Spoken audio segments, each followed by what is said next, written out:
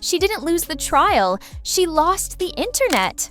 That was the line someone wrote under a video I stumbled on late one night, one of those endless clips that floated across social media during the height of the Amber Heard and Johnny Depp trial. It wasn't a legal analysis or a detailed breakdown of evidence. It was a meme, 3 seconds long, looped endlessly, designed to get a reaction. And yet, in a strange way, that simple line summed up what became one of the most bizarre cultural moments the internet has ever created. Before the trial, Amber Heard was known, but not like this. She was the actress who showed up in ensemble movies, the one who appeared next to bigger names, the one Hollywood seemed unsure what to do with. But she also had, for a few years, a rising presence. Someone the industry seemed to be slowly sculpting into a marketable star. What she probably didn't realize was that her name wasn't destined to live in film credits. Instead, it would be tied forever to one of the largest social media spectacles the world has ever seen. What happened to her wasn't just a normal celebrity scandal. It wasn't even just a messy divorce exposed in the public eye. It became a collective event, a digital bonfire where everyone, everywhere, threw on another log. The trial didn't unfold in a courtroom. It unfolded on TikTok, Twitter, Instagram, YouTube, and every comment section where strangers gather and people weren't there to listen. They were there to pick sides, to roast, to analyze, to meme, to judge. It didn't matter if you were a lawyer or a teenager scrolling between homework assignments. For a few months, everyone seemed to become a part of a global jury that had no rules, no oversight, and no obligation to fairness. And in that space, the verdict was loud, brutal, and absolute. Amber Heard was guilty. Not just of lying or exaggerating, but of being the wrong woman at the wrong time in the wrong cultural climate. The internet had decided she wasn't just a flawed human being, she was a villain. What makes this moment strange isn't just the scale, but the tone. The internet didn't react to Amber Heard the way it reacts to most celebrities caught in controversy. It reacted with a level of hostility usually reserved for people who commit atrocities, not relationship dysfunction. It wasn't just criticism, it was humiliation, mockery, and a kind of digital glee that fed on itself. People edited her crying into jokes. They slowed her voice, remixed it, turned it into soundtracks for pranks. They reenacted her testimony like it was a comedy skit, not a moment taken from a woman describing intimate, painful experiences. And through all of it, the question sat there, uncomfortably. What exactly had Amber Heard done to deserve this level of fury? This isn't about whether she lied or told the truth. It's about how the internet reacted as if the truth didn't matter. What mattered was the story, and Amber Heard made the perfect villain for it. She fit into the collapse of an old Hollywood narrative, one where a woman claiming abuse was automatically assumed to be telling the truth. For years, that narrative went unchallenged. When another Me Too erupted, countless women were finally heard.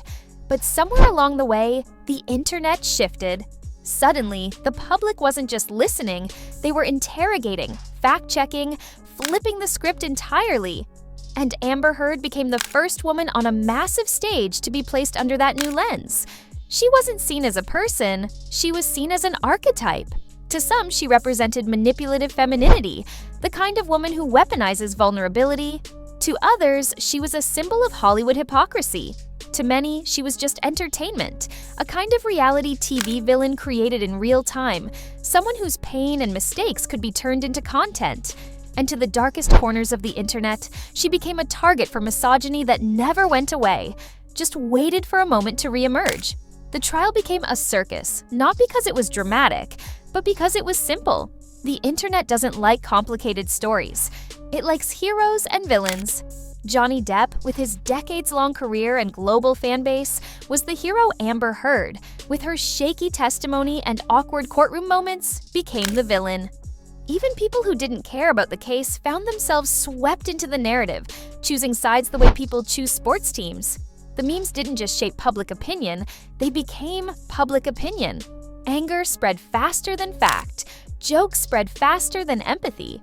A single facial expression from Amber could become a viral clip in minutes.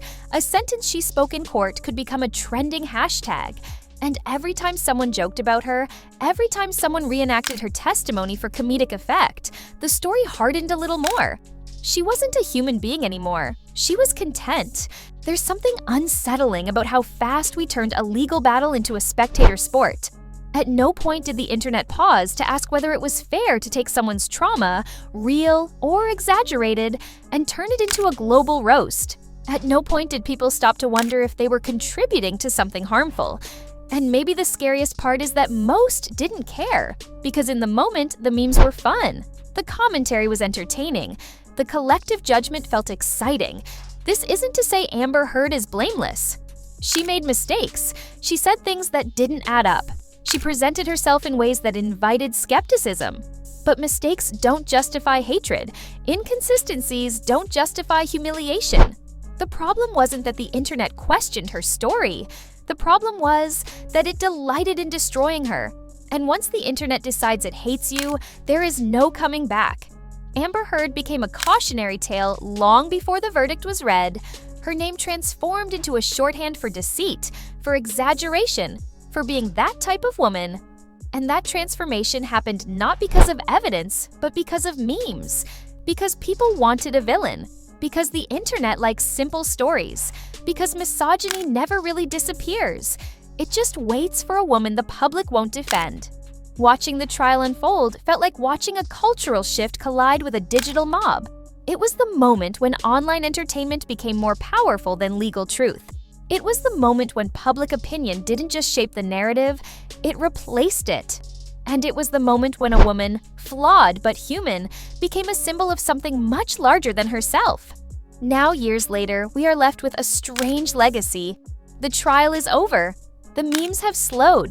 The hashtags have faded. But the story remains, not in court records, but in the collective memory of the internet. Amber Heard is still the villain in millions of minds, regardless of what the evidence said or didn't say.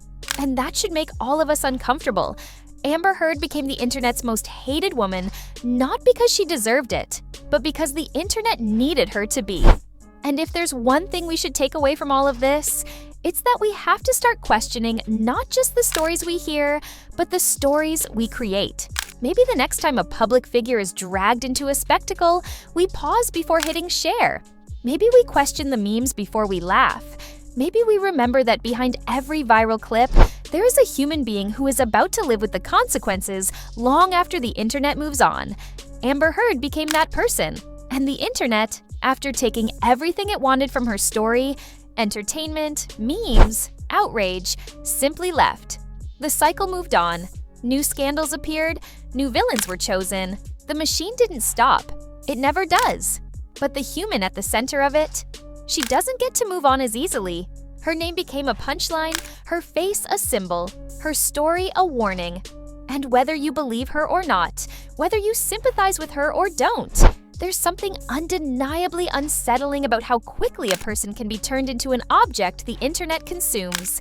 We like to imagine we're fairer than that, kinder than that, smarter than that. But the trial proved something uncomfortable. Sometimes, as a collective, we aren't any of those things. Sometimes we're just loud. Sometimes we're just entertained. Truly think about that. If you found this story worth reflecting on, make sure to subscribe for more conversations like this.